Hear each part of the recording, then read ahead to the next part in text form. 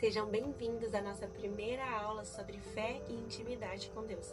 O meu nome é Neza Braga e a partir de hoje eu vou te ajudar nessa caminhada de fé.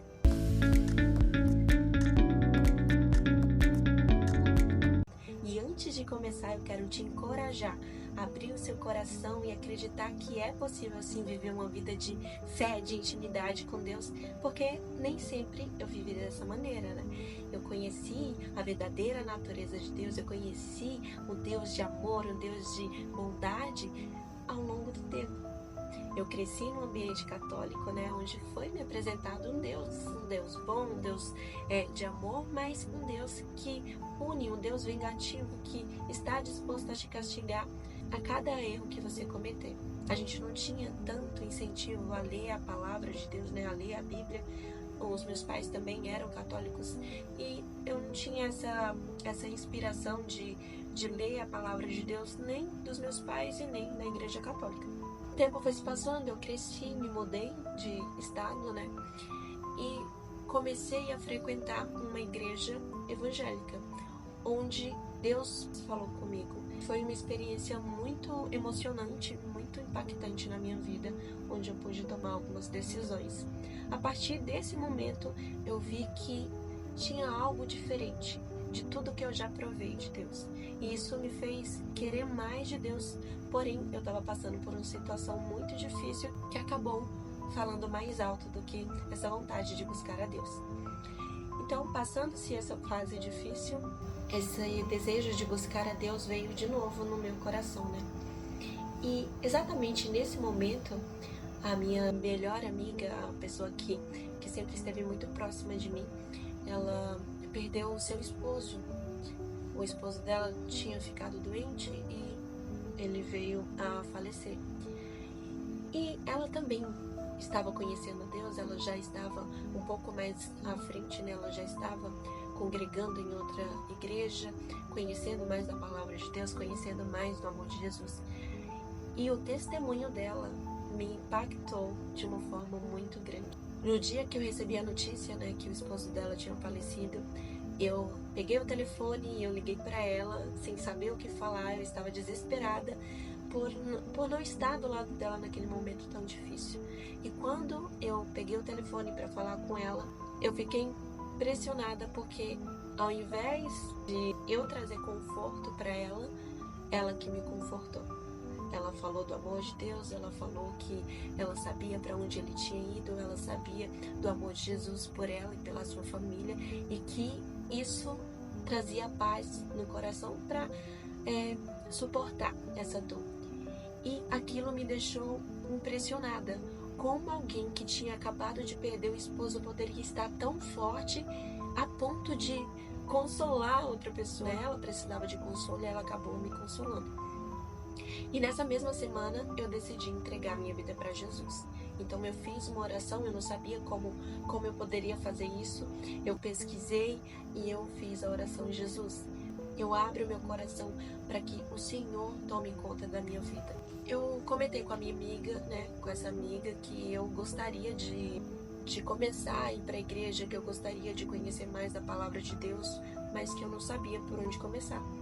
Então ela me deu uma palavra onde dizia que para eu não me preocupar com isso, porque Deus na mesma semana me mostraria uma igreja a qual eu poderia fazer parte e aprender mais sobre ele.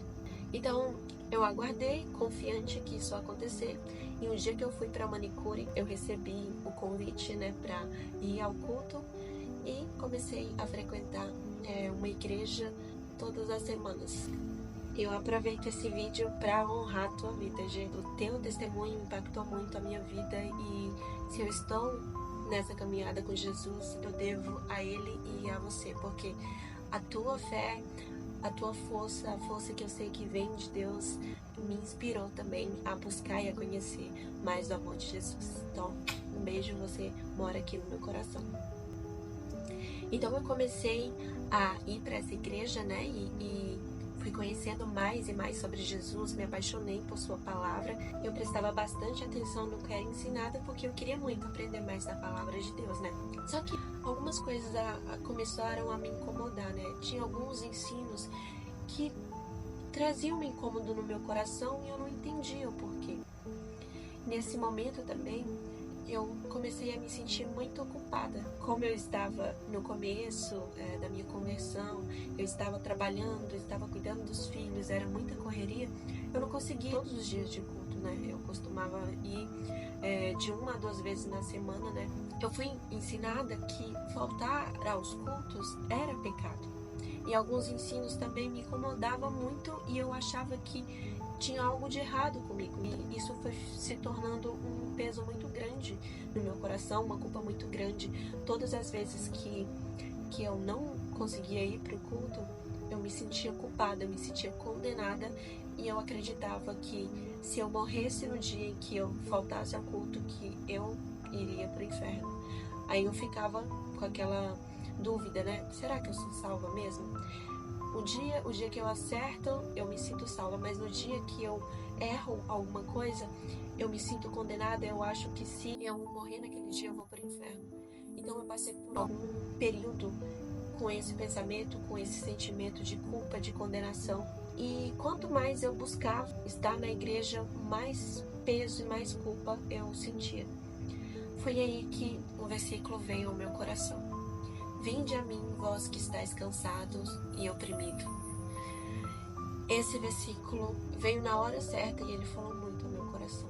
Foi aí que eu comecei a mergulhar mais na palavra de Deus. Que eu comecei a não só ler, mas a mastigar a palavra de Deus, a buscar cada vez mais fundo o conhecimento da palavra dele. Então, eu ia para a igreja, eu ouvia a pregação, mas quando eu chegava em casa, eu corria para a Bíblia e ia procurar se tudo aquilo que eu estava ouvindo vinha realmente de Deus.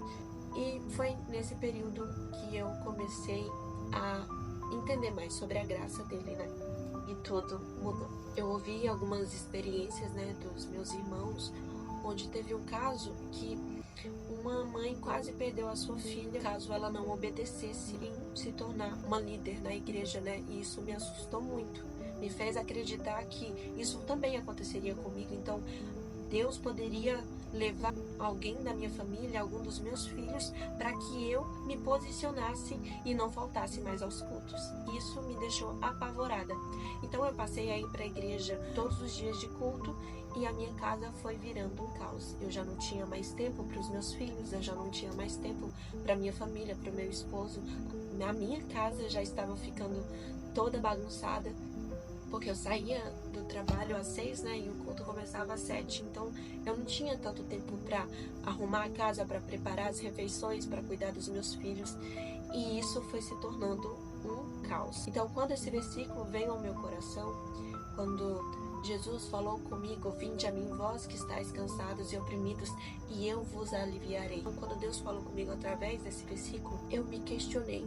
Se Jesus pede para que eu entregue o meu fardo pesado e tome o jugo dele que é leve, por que eu estou me sentindo tão culpada? Por que eu me sinto tão condenada? Porque nada que eu faça parece que me faz estar em paz com Deus. E isso foi me afastando cada vez mais de Deus. Eu não tinha vontade de ir para a igreja, eu sentia vergonha de estar na igreja, de me colocar diante da presença de Deus, e até aí eu não sabia que nós poderíamos ter uma intimidade direta com Deus. Eu não sabia.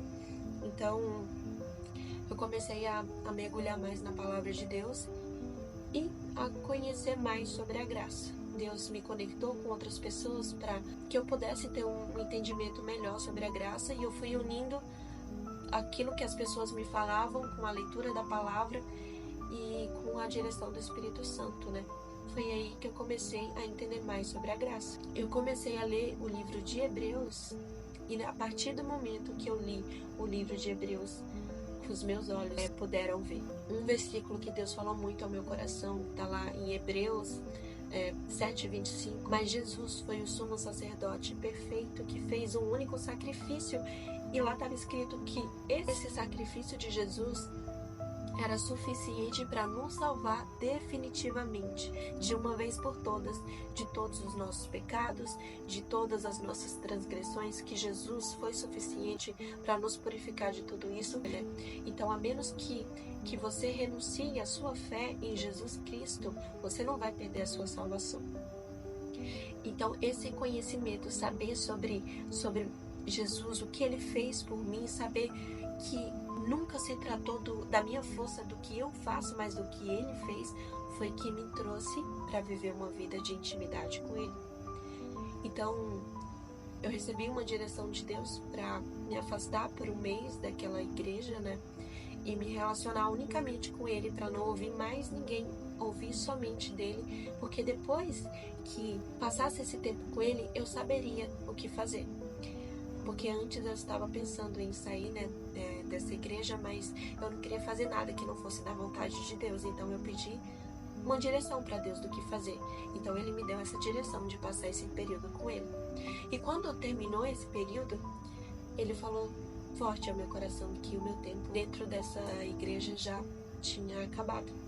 Então eu tomei essa decisão. Eu creio que Deus também colocaria outra igreja onde eu poderia aprender, onde eu poderia também ajudar. E eu aguardei e isso aconteceu. E a partir daí eu comecei a viver uma vida de intimidade com Deus. Agora eu sabia a verdadeira natureza de Deus, porque eu olhei para Jesus e Jesus é a verdadeira expressão da natureza de Deus. Então eu pude conhecer qual é a verdadeira natureza dele, que é de amor, é de bondade, que é de paz. Claro, Deus disciplina os seus filhos, ele corrige os seus filhos, mas ainda assim a correção dele é feita com amor.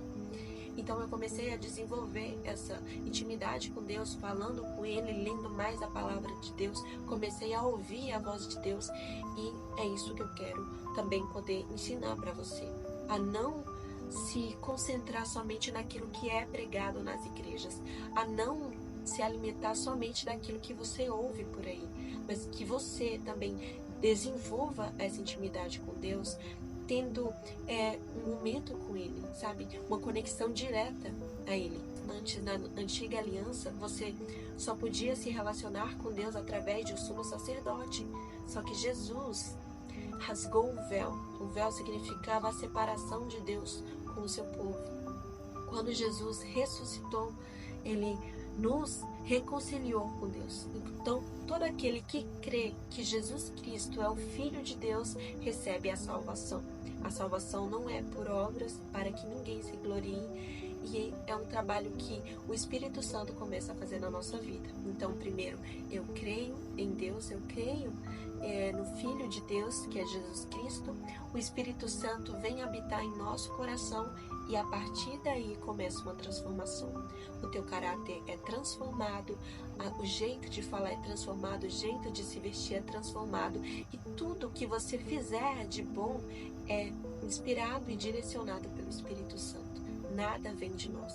E quando eu conheci essa verdade, eu pude viver uma vida de relacionamento e intimidade com Deus de uma forma genuína, sem falsidade.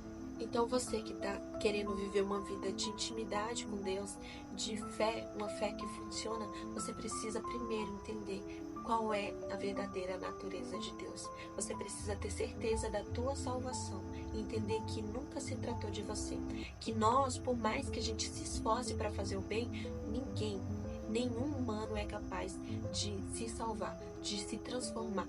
As leis de Moisés foram dadas para que a gente pudesse reconhecer a nossa necessidade de um Salvador e não para nos salvar. Então a obediência a esses mandamentos de Moisés não traz a nós a salvação, mas crer unicamente no Filho de Deus. E a partir do momento que nós cremos, recebemos o seu Espírito Santo de Deus, que faz com que a gente cumpra os mandamentos, não mais por obrigação, mas por amor ao sacrifício de Jesus, por amor ao que ele fez por nós.